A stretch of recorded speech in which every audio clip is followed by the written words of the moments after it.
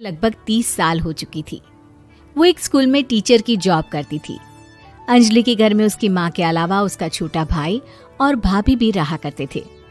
30 साल अंजलि की अब तक शादी नहीं हुई थी। इस बात को लेकर अंजलि काफी परेशान रहा करती थी। माँ, मैं स्कूल जा रही हूँ, जरा मेरा टिफिन तो दे दीजिए। अब क्या पूरी जिंदगी मैं तुझे टिफिन बनाकर देती रहूंगी? अरे कुछ सोचा भी अपने बारे में या बस ऐसे ही? क्या माँ, सुबह सुबह फिर वही बातें लेकर बैठ गई। पीछे पड़े रहना होता है। अपने छोटे भाई को देख, तुझसे 3 साल छोटा है लेकिन 2 बच्चे खेल रहे हैं। माँ गलत क्या कह रही है अंजलि दीदी? इतनी उम्र हो चुकी है आपकी, माँ कब तक आपकी सेवा करती रहेंगी? भाभी, मैंने माँ को कब कहा कि मेरी सेवा करो? वैसे भी अपना टिफिन मैं खुद तैयार कर लेती हूँ, बस टेबल से उठाकर देने को ही तो कहा था। वैसे अंजलि दीदी, देखा जाए तो टिफिन उठाकर देने की उम्र तो आपकी है।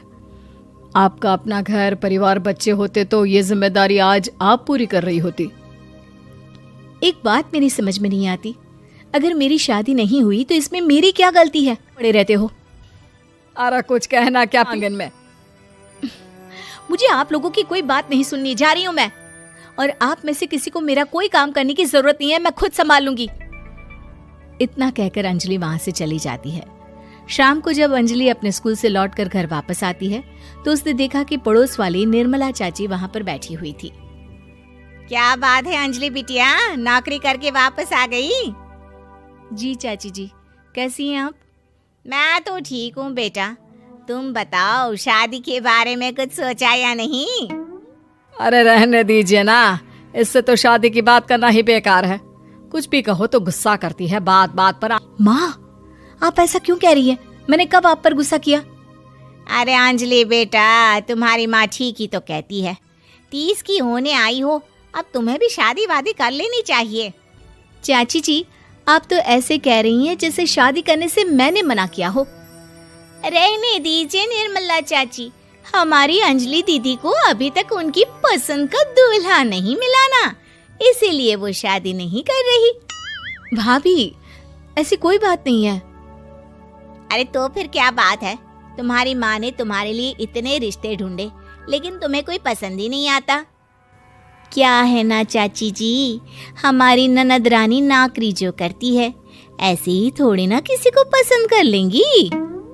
अरे भाई, नौकरी का घमंड है तो बात अलग है, कोई और बात हो तो बताओ, कोई रास्ता निकाला जाए। नहीं चाची जी, कोई बात नहीं है, बस मुझे अभी तक अपनी पसंद का कोई मिला नहीं है। सुन लिया आपने? इस लड़की के तो पर निकल आए हैं और इतनी उम्र में अपनी पसंद का कोई मिलेगा भी नहीं इसे। माँ, आप मेरी शादी को लेकर हमेशा मुझे ताने क्यों मारती रहती हैं? अपनी माँ की बातें तो ताने लगती है। ताने हैं? बताओ, मैंने कुछ गलत कहा क्या? देखो, ये सब छोड़ो, मेरी दूर की बुआ का बेटा है, उसकी अभी शादी नहीं हुई है, उम्र होगी कोई 34-35 साल। आप कहें तो बात आगे बढ़ाऊं? अरे हाँ, क्यों नहीं, ये भी कोई पूछने की बात है। अरे जल्दी से लड़के को यहाँ बुला लो। माँ, आप मुझसे पूछे बिना मेरी शादी की बात करने जा रही हैं और मेरी उम्र 30 भी पूरी नहीं हुई है। निर्मला चाची कह रही है कि वो लड़का 35 साल का है। अंजलि दीदी, आपको क्या लगता है इस उम्र में कोई फिल्म का हीरो आएगा आपके लिए? देखिए, अब पसंद और नापसंद की बात तो रहने दीजिए, पसंद करने की उम्र तो आपकी निकल चुकी। अब तो जो भी मिले उसी से शादी कर लीजिए, इसी में भलाई है। तेरी भाभी बिल्कुल ठीक कह रही है। अब जैसा रिश्ता मिले उसके लिए हाँ कर देना, ताकि हम भी गंगा नहाए। ठीक है, चलिए मैं उस लड़के को कहती हूँ, वो कल ही अंजलि को देखने आ जाएगा। अगले दिन निर्मला चाची के दूर का रिश्तेदार अंजलि को देखने उसके घर आता है। उसका नाम था अजय। अंजलि जी, तो आप नौकरी करती हैं? वो भी? मैं स्कूल में टीचर हूँ। हमारी बेटी बहुत होशियार है। अरे पढ़ने लिखने में इतनी होशियार है, इसीलिए तो इसकी नौकरी लगी है स्कूल में। हाँ ठीक है आंटी जी, जरा मुझे भी तो बात करने दीजिए आपकी बेटी से। जी पूछिए ना, क्या पूछना चाहते हैं? अंजलि मैडम, ये तो बताइए कि आपने अभी तक शादी क्यों नहीं की? बस ऐसे ही, कहीं कोई रिश्ता पसंद नहीं आया इसलिए। लेकिन क्या मैं आपसे पूछ सकती हूँ कि आपने शादी क्यों नहीं की? अंजलि, क्या कर रही हो तुम? लड़कियों को इस तरह की बातें नहीं शोभा देती। रहने दीजिए आंटी जी, आपकी बेटी काफ़ी पढ़ी लिखी है, मैं उनके सवाल का जवाब दे ही देता हूँ। वो क्या है ना, मुझे भी अभी तक अपनी पसंद की कोई लड़की नहीं मिली। अच्छा, कोई बात नहीं। वैसे आपकी तनख्वाह कितनी है? कितना कमा लेती है महीने का? जी यही कोई 25,000 महीने। बस 25,000? इतने से क्या होता है? इतने से तो आजकल घर भी नहीं चलता। आपके कहने का क्या मतलब है? अरे मैं तो ये सोच कर आया था कि नौकरी वाली लड़की है, आराम से 40,000 कमाती होगी। माफ कीजिएगा, आपका और मेरा रिश्ता नहीं हो सकता।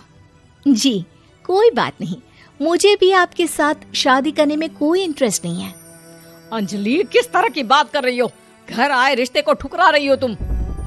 दीदी, अब इस उम्र में आपको इतनी अकड़ नहीं दिखाना। रिश्ता हाथ से निकल गया, कहीं ऐसा ना हो कि जिंदगी भर कुंवारी ही रह जाओ आप।